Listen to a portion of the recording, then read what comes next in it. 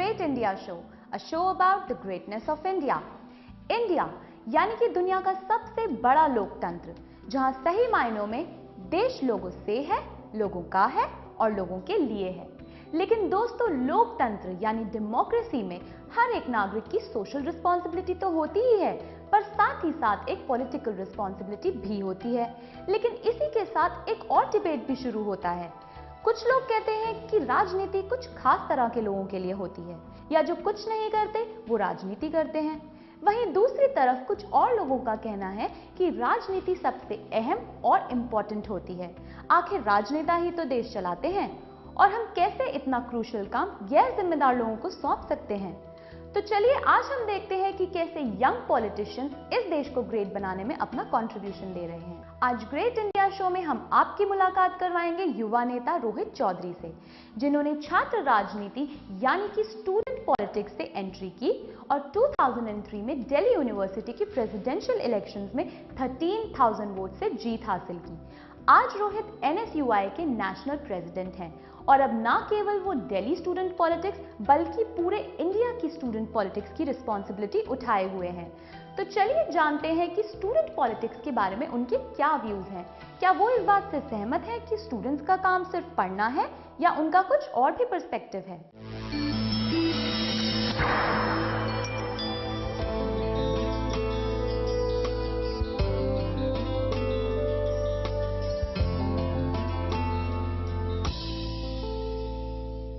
जब मैंने कॉलेज में एडमिशन लिया तो मैंने देखा कि काफ़ी कॉलेज के बाहर भी एडमिशन के टाइम पे भी पॉलिटिकल पार्टीज़ भी असिस्टेंस करती थी, तो उन्होंने भी काफ़ी मेरी मदद करी कॉलेज में एडमिशन लेने के लिए। उसके बाद हमारे कॉलेज में स्टूडेंट यूनियन के इलेक्शन होते हैं, तो वो जो स्टूडेंट यूनियन के इलेक्शन की बॉडीज़ होती हैं, तो वो जीतने के बाद काफ़ी कॉलेज में एक्टिविटीज़ कराती थी यूनियन के बैनर पर। तो मुझे भी लगा कि हाँ, फाइनल ईयर आते आते कि मेरे को भी अगर कोई प्लेटफॉर्म मिले तो मैं अपने कॉलेज के लिए, अपने कॉलेज के स्टूडेंट्स के लिए कुछ कर सकूँ।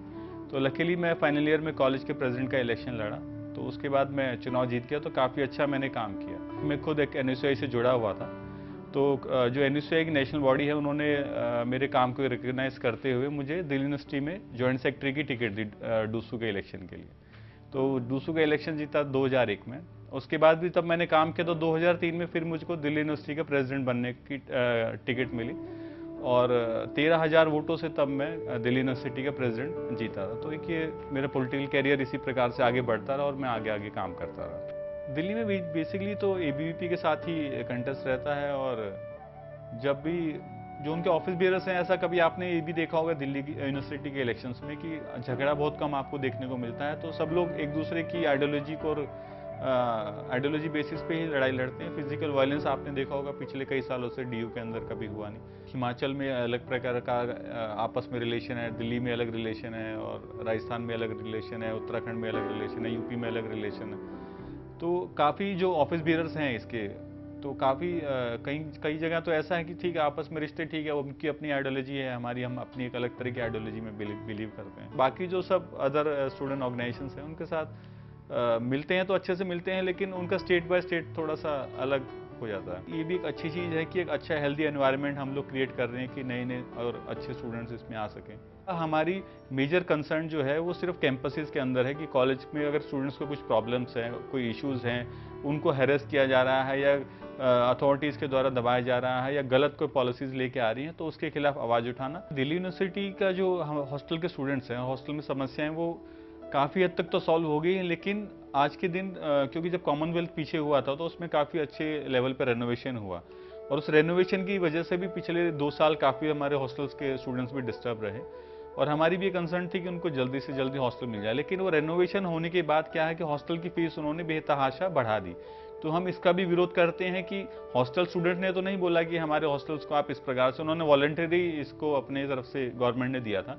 तो जो फीस बढ़ी उसका हम डेफिनेटली विरोध किया, और हम करते भी हैं कि फीस नहीं बढ़नी चाहिए। फैसिलिटीज़ आपने बढ़ाई हैं, वो एक अच्छा है, स्टूडेंट्स को मिलना भी चाहिए। हमारे देश में जब कोई एजुकेशन एक तो इतनी महंगी होती जा रही है, इसमें कोई दो राय नहीं, चाहे वो गवर्नमेंट इंस्टीट्यूट्स हों या प्राइवेट इंस्टीट्यूट्स हों, दोनों ही मिलके बहुत बेहिसाब से और बेतरतीब तरीके से फीस बढ़ाए जा रहे हैं। अभी हमारे दिल्ली यूनिवर्सिटी के अंदर भी जो एजुकेशन जो ट्यूशन फीस है वो बहुत थोड़ी है, लेकिन जो अदर उसमें अदर एक्सपेंसेस दिखा के वो बेहिसाब से फीस बढ़ा रहे हैं। और एक यूनिफॉर्म फीस स्ट्रक्चर भी नहीं है DU के अंदर। एक कॉलेज में BA की फीस 7,000 है, दूसरे कॉलेज में 5,000 है, किसी में 6,000 है। तो तो यूनिफॉर्म फीस स्ट्रक्चर होना ज़रूरी है, लेकिन हमारी गवर्नमेंट को भी एक ऐसा काम करना चाहिए कि यूनिफॉर्मिटी पूरे हिंदुस्तान में आनी चाहिए। और इसी को लेके अभी हम एक पूरे देशव्यापी एक प्रोग्राम भी लॉन्च करने जा रहे हैं, quality and equality in education, कि हमारे हिंदुस्तान के हर बच्चे को एजुकेशन मिलनी चाहिए, क्वालिटी की एजुकेशन मिलनी चाहिए और सबको समान एक मौके मिलने चाहिए। तो इसके ऊपर हम पूरे देश में एक मुहिम चला रहे हैं, कैंपेन चला रहे हैं, और उस मुहिम के द्वारा जो भी सजेशंस आएंगे, जो उसमें स्टेट गवर्नमेंट के लिए आएंगे तो वहाँ के स्टेट गवर्नमेंट्स को देंगे, और जो सेंट्रल गवर्नमेंट के लिए आएंगे वो हम पूरे सजेशन लाके फिर सेंट्रल गवर्नमेंट को भी देंगे कि आज के दिन हिंदुस्तान का स्टूडेंट ये सोचता है कि मेरे को ये चीज़ें यूनिवर्सिटी या कॉलेज के अंदर मिलनी चाहिए। तो वो हम उम्मीद करेंगे कि जो उनको देंगे, एक बड़ी रैली करके हम सोच रहे हैं इसको करने की, कि रैली के द्वारा करके और हम पीएम को और एचआरडी मिनिस्टर को जाके सब रिकमेंडेशन दे कि आज देश का स्टूडेंट ये सोचता है कि हमको कॉलेज के अंदर ये फैसिलिटीज चाहिए। 4 साल के कोर्स हिंदुस्तान में नहीं होने चाहिए।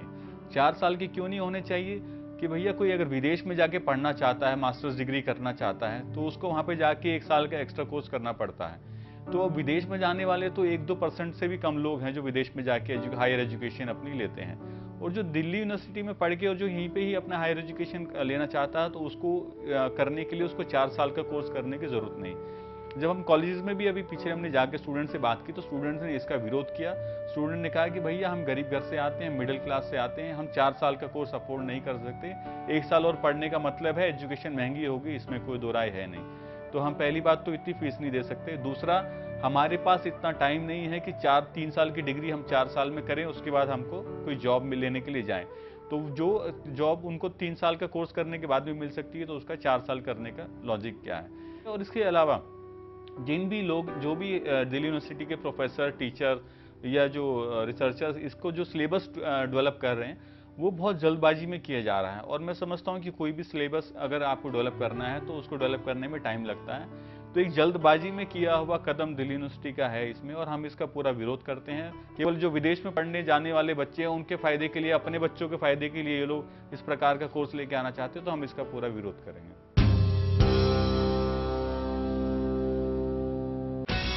इलेक्ट्रॉनिक मीडिया और प्रिंट मीडिया में अपना करियर बनाने के लिए ज्वाइन करें national institute of mass communication. यहाँ पर आपको मिलेगा professional environment, practical training and classes from highly acclaimed and experienced media professionals. The courses we offer are Diploma in Mass Communication, Bachelors of Mass Communication, PG Diploma in Mass Communication, Masters in Mass Communication.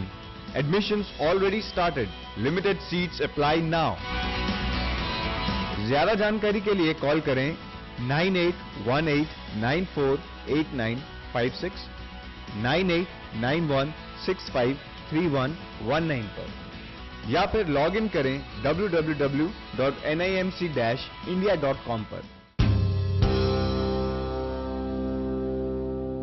Break से पहले रोहित चौधरी से बात हुई student politics के बारे में, लेकिन अब जानते हैं कि आज का यूथ स्टूडेंट पॉलिटिक्स के माध्यम से क्या कंट्रीब्यूट कर रहा है और वो क्या नई दिशा दे सकता है, क्या नई ऊर्जा दे सकता है और क्या बेहतर विकल्प दे सकता है। आइए जानते हैं।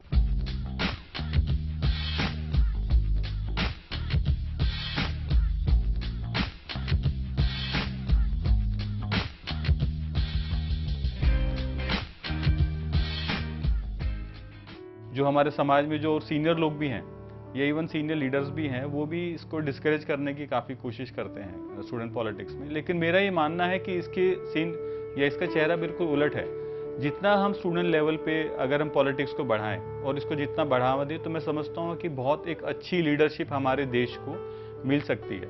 जब हमारी यूनिवर्सिटीज़ का काम है कि अच्छे ब्यूरोक्रेट बनाना, अच्छे बिजनेसमैन बनाना, अच्छे ऑफिसर्स बनाना, अच्छे इंजीनियर बनाना, डॉक्टर बनाना, तो मैं ये समझता हूँ कि अच्छे पॉलिटिशियन बनाना भी हमारी यूनिवर्सिटीज़ का एक पार्ट है।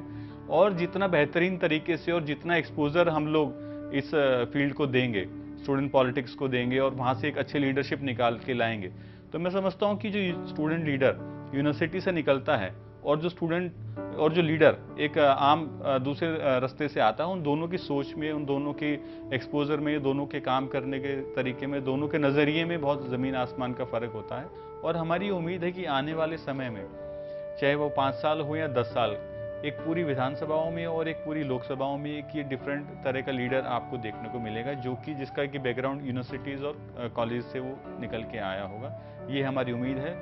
और ये भी देखने को मिला है कि जो भी स्टूडेंट लीडर निकल के आया है वो एक अच्छा सक्सेसफुल लीडर भी आगे जाके बना है। देखिए आज का जो यूथ है वो चाहे किसी भी फील्ड में हो, वो उसका सोचने का नज़रिया बिल्कुल डिफरेंट है। और आज का जो यूथ है उसके अंदर एक भूख है, तो वो उसके अंदर भूख चाहे वो इन्फॉर्मेशन लेने की हो, चाहे वो अलग तरीके से सोचने की हो, और एक अलग तरह का आज हमारे देश में वातावरण है। तो एक एक्सपोजर की आज हमारे देश में कमी नहीं है, लेकिन कमी अपॉर्चुनिटी की है। और अगर आपको किसी चीज़ के लिए एलिजिबल होना है तो आपको उसके लिए मेहनत भी करनी पड़ेगी, आपका कमिटमेंट लेवल भी होना चाहिए, आपका जुनून भी होना चाहिए, और आप में एक सब्र भी होना चाहिए कि हाँ कि अगर मेरे को कहीं पे पहुंचना है। तो ये सब चीज़ें की जो क्वालिटीज़ हैं वो हमारी भी कोशिश है कि हम आने अभी जो हमारी लीडरशिप है उसको हम ये सब सिखाएं, उसको किस प्रकार से आगे बढ़ना है, किस प्रकार से उसके सामने चैलेंजेस आ सकते हैं, उसमें कोई अगर कोई कमियां हैं तो उसको कैसे उसको निभाया जाए, और एक सब्र के साथ कंसिस्टेंसी के साथ उसको आगे बढ़े। देखिए हम जो है एनएसआई हमारा जो ऑर्गेनाइजेशन है उसमें पिछले 5 साल के अंदर हमने काफ़ी चेंजेस करे हैं हमारी वर्किंग के अंदर, और हमारे पूरा जो सिस्टम है काम करने का। और वो ये जो पूरा हमने पिछले 5 साल में राहुल जी की लीडरशिप में हमने पूरा सिस्टम हमारे एनएसआई का चेंज किया है। पहले हमारे पास हम क्लेम करते थे कि हमारे पास 25 लाख मेंबर है, लेकिन वो मेंबर कहाँ होते थे, उनका डाटा क्या होता था, वो हमारे पास नहीं होता था। तो अभी हमने उनका डाटा मेंटेन करना शुरू किया। कोई भी मेंबर बनता है उसको आई कार्ड लगाना ज़रूरी है, उसका जो मेंबरशिप फॉर्म भरेगा वो स्कैन करके हमारी वेबसाइट में अपलोड हो जाएगा, और उसका डिटेल तमाम उम्र रहेगी। जो हमारे कॉलेज के मेंबर चुन के आते हैं वो अपने ही मेंबर्स के बीच में से खुद ही वोटिंग करके वो लोग अपनी कॉलेज कमेटी बनाते हैं। फिर जो कॉलेज कमेटी के लोग चुन के आते हैं वो सब मिलकर डिस्ट्रिक्ट और स्टेट प्रेसिडेंट कौन होगा वो लोग आपस में ही चुनते हैं। पहले ही ऊपर से होता था रिवर्स, हम पहले स्टेट प्रेसिडेंट बनाते थे, वो नीचे डिस्ट्रिक्ट कमेटी फिर कॉलेज कमेटी बनाता था। एक तो ये हमारे में मूलभूत चेंजेस आए हैं। इसके अलावा जो हमारे ऑफिस बेरर चुन के आते हैं हर लेवल पे, हम उनकी एक स्पेशल ट्रेनिंग भी कराते हैं कि किस प्रकार से आपको काम करना है स्टूडेंट्स के बीच में। लेकिन इसके साथ ही साथ लिंगदो साहब की बहुत सारी नॉन प्रैक्टिकल रिकमेंडेशंस भी उन्होंने इसके साथ कर दी। एक तो ये कि अकाउंटेबिलिटी काफ़ी लो हो गई। अगर आप एक बार चुनाव लड़े, हारे या जीते, आप दोबारा चुनाव नहीं लड़ सकते। मैं समझता हूँ कि जो जीत भी जाता है उसको लगता है कि मेरा आगे फ्यूचर नहीं है, मैं सेक्रेटरी जीता हूँ तो मैं दोबारा वाइस प्रेसिडेंट नहीं लड़ सकता है, प्रेसिडेंट नहीं लड़ सकता। तो एक अकाउंटेबिलिटी खत्म होगी, उसको लगा कि मेरा कैरियर यहाँ पे खत्म हो सकता है। तो एक तो ये इसमें गलत है। दूसरा, जो हार गया वो दोबारा चुनाव नहीं लड़ सकता, तो वो एक एक्टिविज्म कम करता है।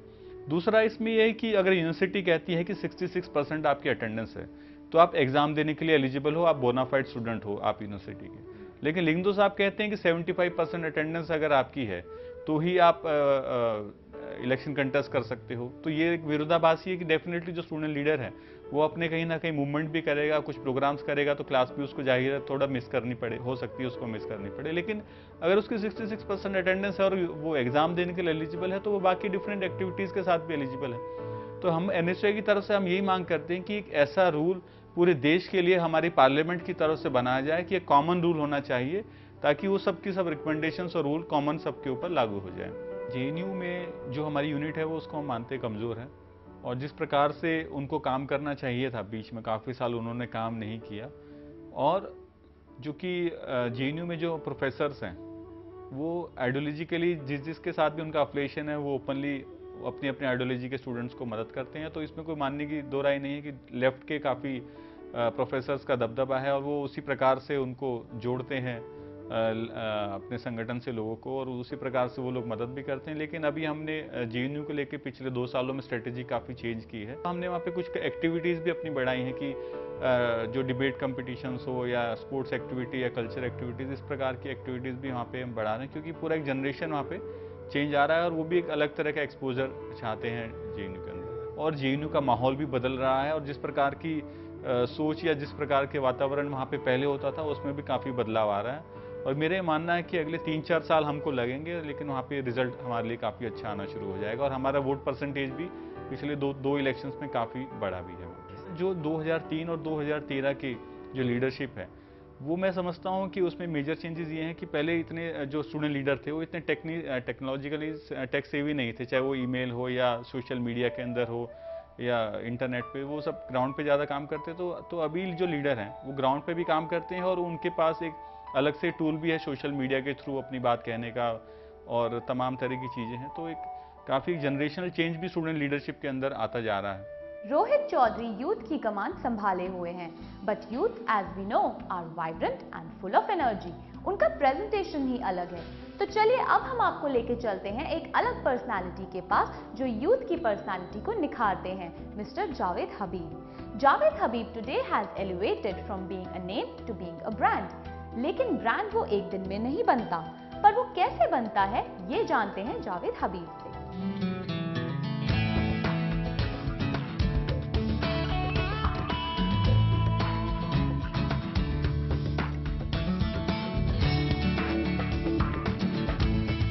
मेरे फादर मेरे दादा दोनों सिंगिंग प्रोफेशन में थे, तो मतलब मैं तीसरे जनरेशन का आदमी हूँ, तो मुझे एक तरह का विरासत मिली है मेरे प्रोफेशन के बारे में। और जब मैं एमए कर रहा था तो मैं थोड़ा कंफ्यूज था कि मैं क्या करूँ। तो मेरे फादर ने क्या किया, मेरे लिए बहुत अच्छी चीज़ की। उन्होंने मुझे एक एडमिशन करा दिया मेरा लंदन में एट मॉरिस मास्टर क्लास, जहाँ मैंने आके 9 महीने का कोर्स किया। उसके बाद में मैंने 2.5 साल वहाँ काम किया है। और जब मैं वापस आया तो मेरे ख्याल से I was a very different person, I was more professional and I think I was a good headers at that time. Competition हुआ फैमिली के अंदर। मेरे फादर बाल काटते थे, मेरे भैया बाल काटते थे, मेरे भैया बाल काटते थे। तो मतलब एक शॉप के अंदर हम लोग 3 लोग काम कर रहे हैं। और 20 साल पहले ये जो प्रोफेशन था बिल्कुल नाई का काम था, मतलब ज़्यादा क्रिएटिविटी थी नहीं, ज़्यादा अपॉर्चुनिटी थी नहीं। तो मेरे ख्याल से जो कंपटीशन फैमिली का हुआ उसने मुझे थोड़ा डिफरेंट बना दिया। तो मैंने क्या करना शुरू किया, मैंने सेमिनार करने शुरू किए, मैंने वर्कशॉप करनी शुरू किए, जिससे मैंने लोगों को सिखाया और खुद सीखा। I think that's why you see Javed Habib today as Javed Habib, because उसने इतना एजुकेट किया है। मतलब जब मैं कहता हूँ 800,000 seminar, I mean that means a huge education. I think लोगों ने इसको एक्सेप्ट कर लिया कि ये प्रोफेशन है, ये नाई का काम नहीं है, हजाम का काम नहीं है। और मेरे ख्याल से चेंज क्यों आया है, चेंज आया है बिकॉज एजुकेशन। आई थिंक लोगों ने जैसे इसको एज ए साइंस लेना शुरू कर दिया, लोगों ने इसको एज ए प्रोफेशन लेना शुरू कर दिया। I think it has change. I think आप देखेंगे आजकल सब जगह आपको ब्यूटी पार्लर नजर आएंगे, सैलून नजर आएंगे, आपको स्पा नजर आएंगे। इट मीन्स ये प्रोफेशन बहुत आगे बढ़ चुका है। अगर आप अच्छे नजर आएंगे, मेरे ख्याल से आपको it's like a boost in you. और बूस्ट इन यू मतलब आपके सारे काम अच्छे होंगे, you know, you will be very positive. I think here is a crown, it is not makeup, it is not आपने क्या पहना हुआ है। आई थिंक जो बाल हैं वो सुबह की तैयारी है, सुबह की देन है। जब हम सुबह सो के उठते हैं क्या करते हैं हम लोग, कुछ नहीं करते हैं। हम लोग जाते हैं शीशे के ऊपर अपने बालों को देखते हैं, आप कैसा नजर आ रहे हैं। तो अगर आप अच्छा महसूस कर रहे हैं सुबह सुबह, आपका दिन अच्छा गुजर जाता है। रात को सोने से पहले हम लोग सारे अच्छे सपने लेना चाहते हैं, दोबारा शीशे पर जाते हैं और दोबारा बालों को देखते हैं। मतलब दिन की शुरुआत बाल और रात की शुरुआत बाल है। जावेद हबीब की जर्नी के बारे में तो हमने जाना, लेकिन एक और चीज जो हम सब जानना चाहते हैं वो है उनके स्पेशल टिप, लेकिन इस ब्रेक के बाद।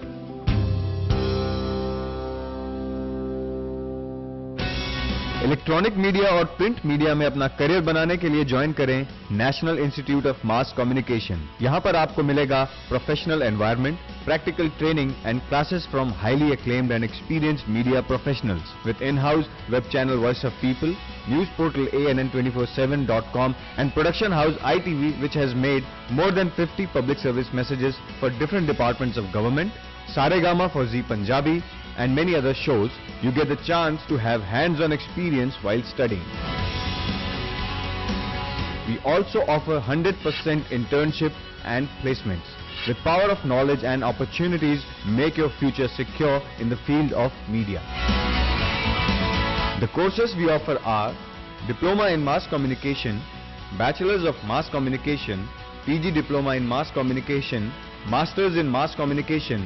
Admissions already started. Limited seats apply now. ज़्यादा जानकारी के लिए कॉल करें 9818948956, 9891653119 पर या फिर 01126320885 या 01126320887 पर या फिर लॉग इन करें www.nimc-india.com पर। You can also walk into 84A Bharat Nagar, New Friends Colony, New Delhi.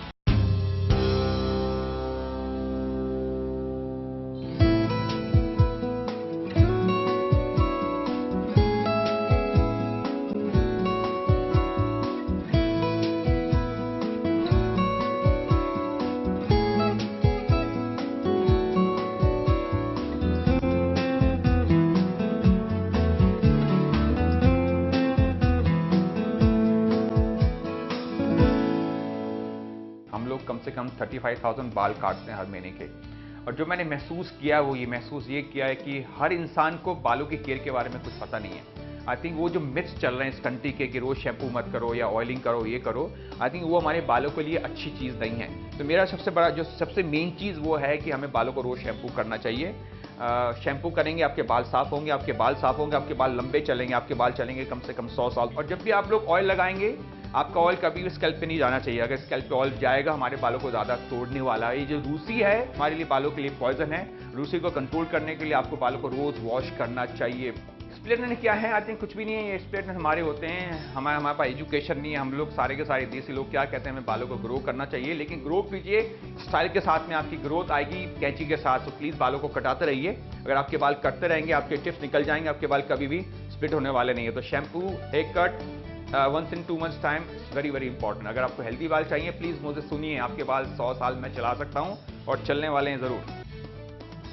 बाल कटाने से आदमी स्टाइलिश नज़र आता है, ग्लैमरस नज़र आता है, ट्रेंडी नज़र आता है, जो आजकल की नीड है। मेरे ख्याल से आप कॉर्पोरेट वर्ल्ड में जाओ, आप कहीं पर भी जाइए, आई थिंक आपकी जो लुक है it matters a lot. I think उसके अंदर बालों का जो रोल है बहुत बड़ा है। लोगों के लिए मैसेज बहुत सिंपल है, please go to a good brand. doesn't have to be Javed Habib, go to a good brand। अच्छे बाल कटाइए, लेकिन आपका जो हेयर ड्रेसर है उसकी सुनिए, वो नाई नहीं है, वो आपका एक तरह का बालों का doctor. So please trust that person. अब वक्त है इस हफ्ते की बॉलीवुड रिपोर्ट पर नजर डालने का। इस हफ्ते 2 फिल्में रिलीज हुई हैं। एक साहिब बीवी और गैंगस्टर रिटर्न्स और दूसरी है सारे जहान से महंगा। तो चलिए पहले बात करते हैं साहिब बीवी और गैंगस्टर रिटर्न्स की। दोस्तों, हॉलीवुड की तरह बॉलीवुड ने भी सीक्वल्स बनाना शुरू कर दिया है। फिल्म फ्रेंचाइजीज तिग्मांशु धुलिया की साहिब बीवी और गैंगस्टर तो काफी हिट रही और फिर पान सिंह तोमर ने तो फिल्म मेकिंग को नया ही लेवल दे दिया। इसलिए इस फिल्म से उम्मीदें ज्यादा हैं। जिमी शेरगिल, माही गिल के अलावा इस बार नजर आ रहे हैं तिग्मांशु धुलिया के favourite star Irfan Khan. Film के डायलॉग्स काफी पसंद आए हैं लोगों को और फिल्म की क्राफ्टिंग काफी अच्छी है। Overall a very good script and similarly good film. हम इसे 4 स्टार्स देते हैं।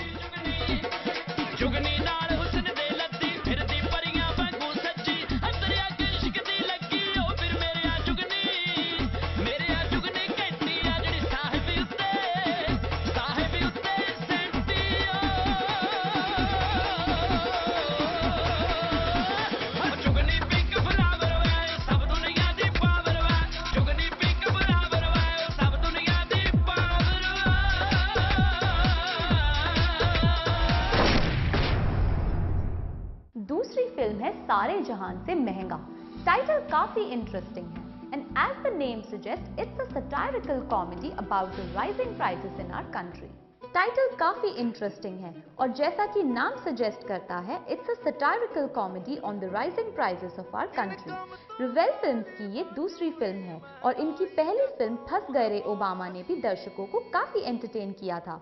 इस फिल्म में मुख्य भूमिका में संजय मिश्रा हैं और लोगों को ये comedy with message film style काफी पसंद आया। स्क्रिप्ट, एक्टिंग और डायलॉग्स अच्छे हैं। इस फिल्म को हम 3 स्टार्स देते हैं। इनकम तो साली बाज हुई, महंगाई का पांव है भारी। ये गोपाल यहीं रहता है? वो तो है नहीं घर पे अभी। तो पुत्तनपाल को बुलाओ। दरअसल वो और गोपाल सुबह सुबह दिल्ली चले गए। Very good. 1 2 3 4। इनकम तो साली बाज हुई, महंगाई का पांव है भारी। रोज जने ये प्राइस नए, हर रोज बढ़ला चांदी। तो ये था हमारा आज का शो। एक ऐसा शो जिसमें हम आपको हर तरह के लोगों से मिलवाते हैं जो अपने अपने तरीके से इस देश की सक्सेस में कंट्रीब्यूट कर रहे हैं। अगले हफ्ते फिर मुलाकात होगी एक नई पर्सनालिटी के साथ और जानेंगे उनका कंट्रीब्यूशन इस देश की तरक्की में। तब तक के लिए दीजिए इजाजत। इलेक्ट्रॉनिक मीडिया और प्रिंट मीडिया में अपना करियर बनाने के लिए ज्वाइन करें national institute of mass communication. यहाँ पर आपको मिलेगा professional environment, practical training and classes from highly acclaimed and experienced media professionals. The courses we offer are Diploma in Mass Communication, Bachelors of Mass Communication, PG Diploma in Mass Communication, Masters in Mass Communication. Admissions already started. Limited seats apply now. ज़्यादा जानकारी के लिए call करें 9818948956, 989165 3119 पर या फिर log in करें www.nimc-india.com पर।